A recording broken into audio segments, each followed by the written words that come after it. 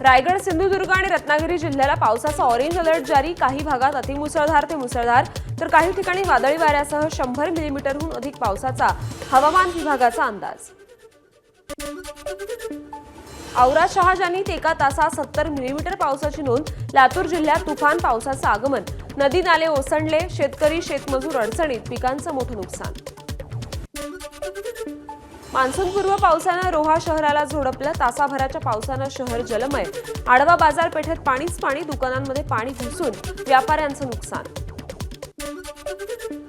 अकोल्यात जोरदार पावसानं हजेरी लावली। सोसाट्याच्या वाऱ्यासह धुवाधार पाऊस, बापूनगरसह सखल भागात पाणी शिरलं, अनेक भागात वीज पुरवठा खंडित।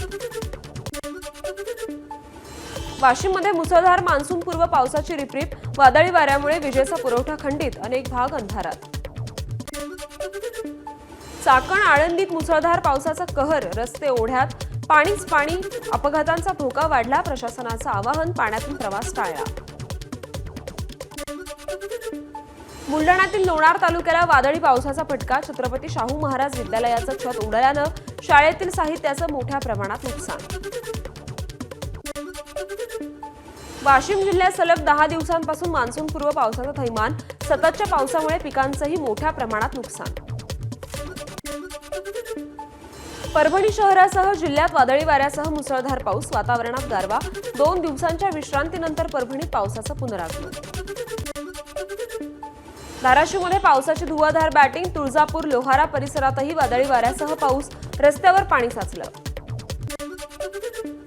लातूर जिल्ह्यात तुफान पाऊस, रेणा नदी पात्रात पाण्याचा प्रवाह वाढला तर अनेक छोट्या मोठ्या ओढ्यांना पाणी आलं, अनेक भागातील वीज पुरवठा खंडित।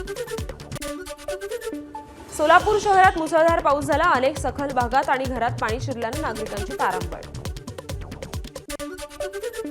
नांदेडमध्ये सलग 5व्या दिवशी पावसाची हजेरी, सततच्या पावसानं फळबागांचं मोठं नुकसान, पावसामुळे शेतमशागतीच्या कामात अडथळा, शेतकरी चिंताग्रस्त। केंद्र सरकारकडून उस्मानाबाद रेल्वे स्थानकाच्या नामांतराबाबत मोठा निर्णय, उस्मानाबाद रेल्वे स्थानकाचं नाव धाराशिव केल्याचं पत्रक जाहीर, रेल्वे मंत्रालयाकडून अधिकृत घोषणा। माण तालुक्यासह फलटण वाई तालुक्यातील पाणी प्रश्न मिटणार, सातारा जिल्ह्याला मिळणार नवं धरण, 16 धरण बांधणीसाठी आज आढावा बैठक, जलसंपदा मंत्री राधाकृष्ण विखे पाटील यांच्या अध्यक्षतेखाली बैठक। विठुरायाला अर्पण केलेले हार नंतर कचरा डेपोत टाकले जातात, या ठिकाणी मांस आणि मासे देखील टाकले जातात, हे तातडीनं बंद न झाल्यास आंदोलन करणार, महर्षी वाल्मिकी सेनेचा इशारा। अण्णासाहेब पाटील आर्थिक विकास महामंडळाचं कर्ज मिळावं यासाठी पैशांची मागणी करत मराठा तरुणांना गंडा, या विरोधात महामंडळाचे अध्यक्ष नरेंद्र पाटलांची पोलीस ठाण्यात धाव। भंडारा जिल्ह्यात वेतन रखडल्यानं शिक्षकांचं अधीक्षक कार्यालयात ठिय्या, अधीक्षक गैरहजर असल्यामुळे संतप्त शिक्षकांची खुर्चीला हार घालत जोरदार घोषणाबाजी। कोल्हापूर, सांगली आणि सातारा जिल्ह्यातील कृषी सहाय्यकाचं विविध मागण्यांसाठी बेमुदत कामबंद आंदोलन, मागण्या पूर्ण न झाल्यास अवकाळी नुकसानांच्या पंचनाम्यांचं काम करणार नाही, कृषी सहाय्यकांचा सरकारला इशारा।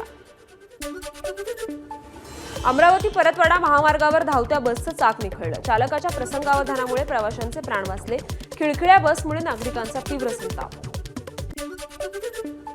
छत्रपती संभाजीनगरच्या अजिंठा घाटात 2 ट्रकचा अपघात झाला, एक ट्रक 200 फूट खाली दरीत कोसळला, अपघातात 2 जण जखमी। अकोल्यात अल्पभूधारक शेतकऱ्याची आत्महत्या, अतिवृष्टी आणि कर्जमुक्ती होत नसल्याच्या चिंतेमुळे आत्महत्या केल्याचा कुटुंबियांचा आरोप। बीडच्या गेवराईच्या पांढरवाडी फाटा परिसरात स्थानिक गुन्हे शाखेकडून छापेमारी, पोलिसांकडून 40 लाखांचा गुटखा जप्त तर एक आरोपी ताब्यात। वर्ध्यात बेकायदेशीर वाळू वाहतुकीला आळा घालण्यासाठी ठिकठिकाणी उभारल्या चेकपोस्ट, वेळोवेळी कारवाई करूनही वाळू माफियांकडून बेकायदेशीर वाहतूक सुरू असल्यानं प्रशासनाचा निर्णय। एबीपी माझा, उघडा डोळे बघा नीट।